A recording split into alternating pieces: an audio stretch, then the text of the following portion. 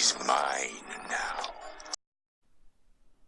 Hello and welcome back to the Bloks YouTube channel. This time we're going to be doing a review of the Halo Mega Bloks Mystery Packs Series 1, which released back in 2010. I've never had anything from this series before, and it's actually really rare and difficult to find. I just recently got every single one of them in a bargain online, and I'm going to do a full review of them here. However, I may also reshoot my next few series reviews in a different style to fit with this one, as this is Series 1 which I've never had, and the next was Series 2, 3, 4, etc., so it makes sense to redo them all in order. So with that being said, let's move on to the figures. I don't have any packaging to show you, as the figures were included in separate wrapped bags. However, this is the insert that was included with each pack, with all the figures. There are 8 in the series in total, and the hexagon around the figure indicates their rarity. Blue is common, yellow is rare, and red is ultra rare. Sorry, orange is ultra rare. And this remained prevalent for many series, and it may even still remain today. I haven't collected mystery packs in quite a long time. Up first, for the 5 commons, we have the green UNSC Spartan II. This is the classic original Halo Wars Mark IV armor design that was used in Mega Bloks Halo sets from about 2009 to around late 2011, maybe early 2012. This is the original variant, pretty unchanged from the early years, with the light grey / mid grey jumpsuit, the lightish gold visor, and the dark green armor with a lot of blackwash. He also comes with the classic original blue energy sword, and each figure in the series did include their own brick. However, they have been stacked on top of each other to provide a display and easy access for the showcasing the figure. Each one each of the UNSC figures does have a peg hole on the back of the torso, while the Covenant figures do not, because the original design elites lacked this feature. The second common minifigure is the red UNSC Marine. He's one of the rare figures in the series now, not actually in the series itself, but now he's pretty hard to get, because I don't believe a red Marine in the masked Halo Wars design was released again, and if it was not common at all to get. Obviously at the time this was much easier to get, but now this series in its entirety is almost impossible to get for a good price, and this guy is one of the figures that's actually exclusive, or like I say, possibly not, but almost exclusive to this series. He features a nice mid kind of blood red shade with a lot of blackwash on it, of course, for the jumpsuit, a rather more pronounced gold visor, and his over armor and mask, body armor and mask, is in the same dark grey colour. He also comes with the Mark I design Spanker rocket launcher in the classic original mid grey colour, and this also marks the date, because the rocket launcher was not grey for long. And he does of course have the peg hole on the back of the figure, which the rocket launcher has a large peg in order for it to be ideally suited for putting on his back.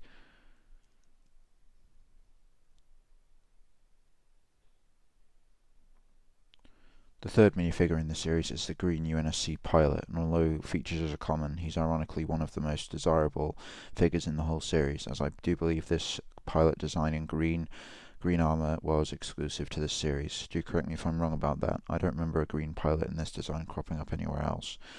But unlike some pilots released in later series, Series 4, this guy's actually a really nice thing to have, assuming you can actually get hold of him, as not only does the green forest camo appropriate and works great with the often green UNSC air vehicles, but he also looks rather out of Halo 3 with the tan details on the armor.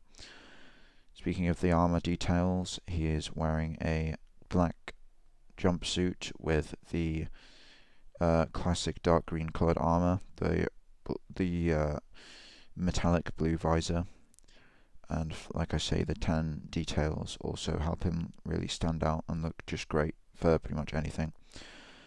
And he does come with the original 2009 Halo Wars SMG design. Now this really does date the series, because not only are the grey weapons older and didn't last very long, only a couple of years, but this original huge design of SMG actually only lasted a very short time. And later in the same year that the series was released is when I believe the new design came out. However, although despite its impracticality and kind of odd appearance being so large, I do actually like it. It's very nostalgic. And he does of course have the peg hole on the back of the quite nicely detailed torso.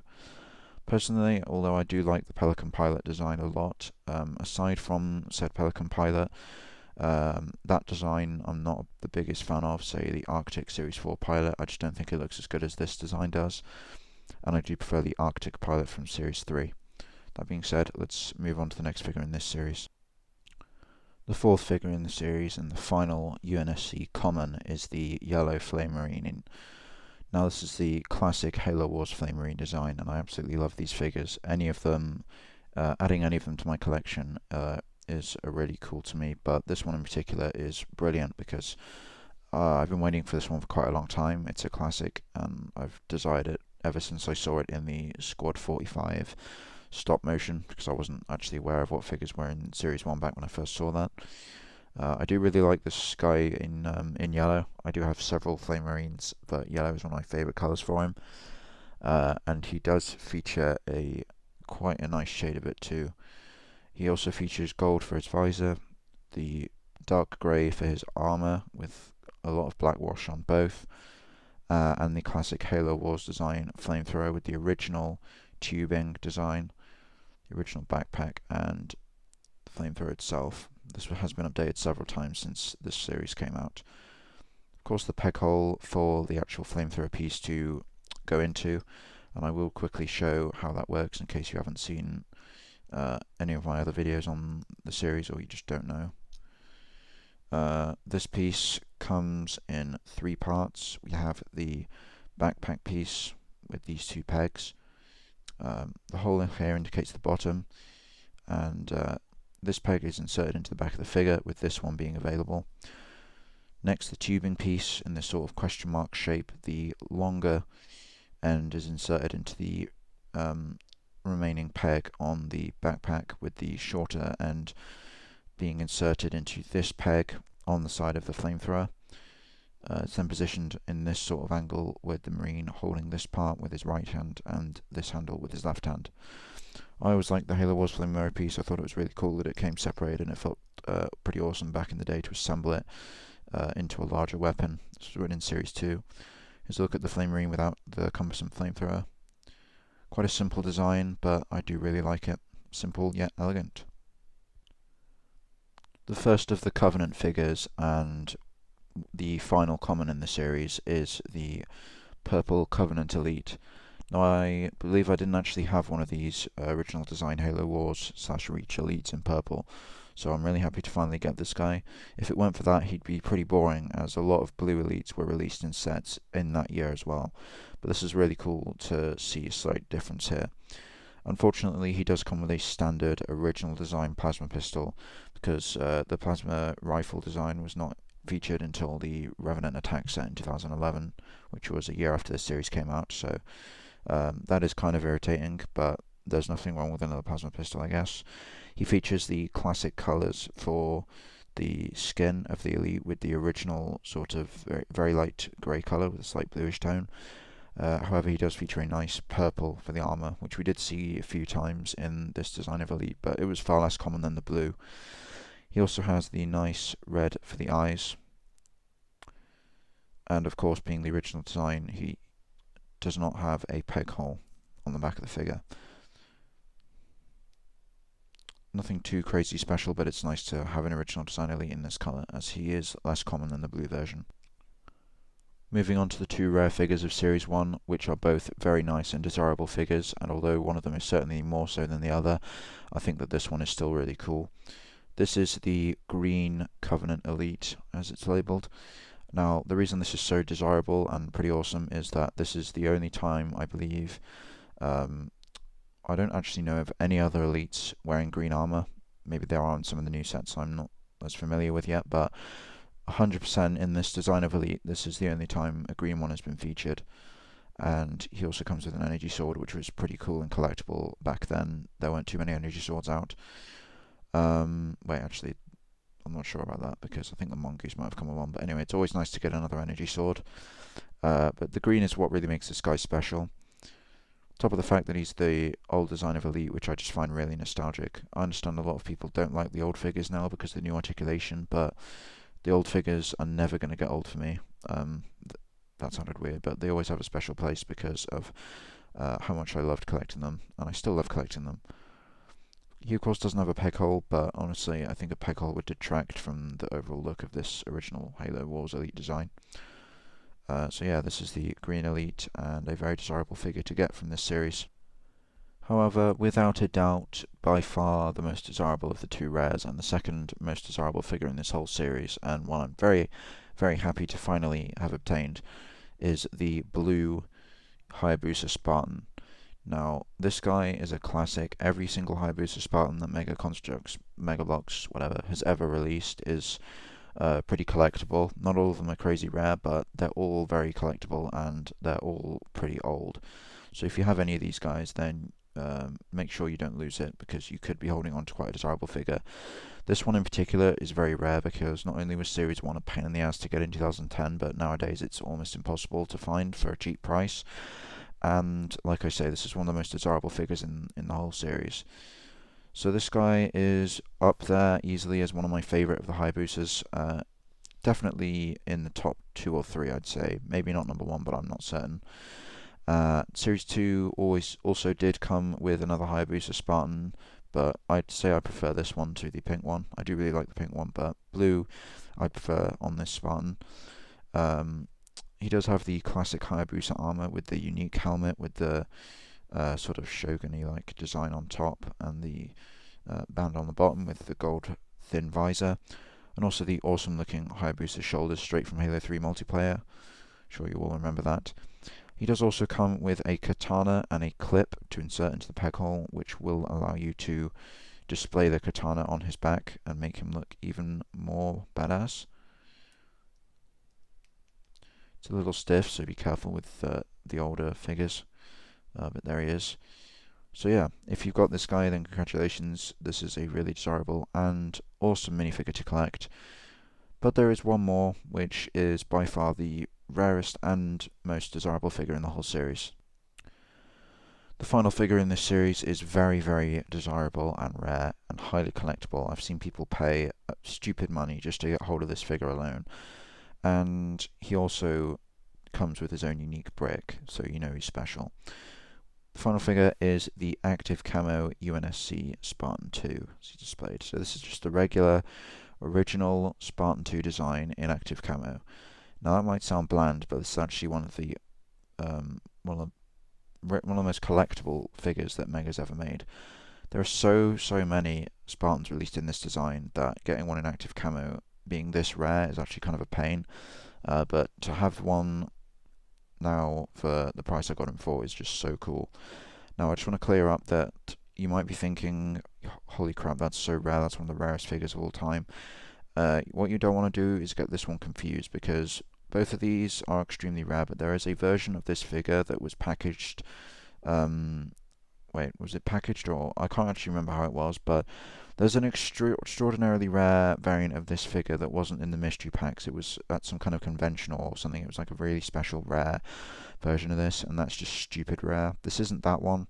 This is the mystery pack figure, and I do know for sure that it is, but it's still extremely collectible and a really, really good figure to have. He also comes with a really desirable weapon, which is actually really rare in the mystery packs. Most of the weapons are just kind of the same-ish, but this one is really cool, the Active Camo original Halo 3 style assault rifle, because yeah, there aren't many of those that have ever been released in Active Camo. This might be the only time. It's definitely one of the few times. I've seen them in sort of smoky Active Camo, but perfectly clear Active Camo like this is very rare for that design of assault rifle. So there's no actual difference in the design from the Green Spartan II. It's just obviously a transparent sculpt.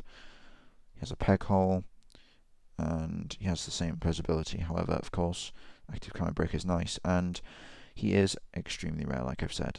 So that pretty much does it for the figures individually, and I will do a quick showcase of all of them together. This is one of my favourite figure series to ever be released by Mega Bloks Halo. However, I'm going to rank each figure according to my preference, as if I had to choose. My personal least favourite would be the green UNSC Spartan. There's nothing wrong with the figure at all, however he's a very, very common figure, especially in the early sets, and it would have been interesting to see a new shade of colour or perhaps a new helmet or something, but he's a very common figure and very easy to obtain. Next is the Purple Elite. While I did say it was really nice to see one in purple, there were other instances of this being released, and it is just a standard regular design Elite with a standard plasma pistol, so again, nothing wrong with the figure at all, but it's just very easy to get. You might be surprised that I would place the Flame Marine this low, but we did see quite a few Flame Marines around this time, and while the yellow certainly did make him unique and collectible, the Flame Marines are also quite niche and only really usable in Halo Wars theme.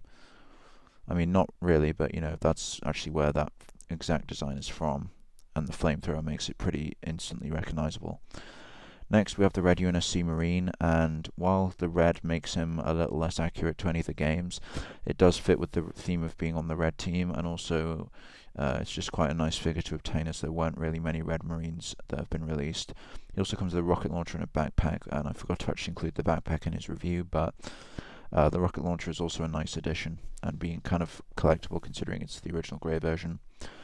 Now next up we have the green Elite, and while the green certainly is really cool, makes him collectible and rare, it's not very accurate to the games, as I don't remember any green elites ever being seen in the games, so that kind of limits him in terms of his potential, but he is such a cool figure to have, and I'm not really bashing him at all.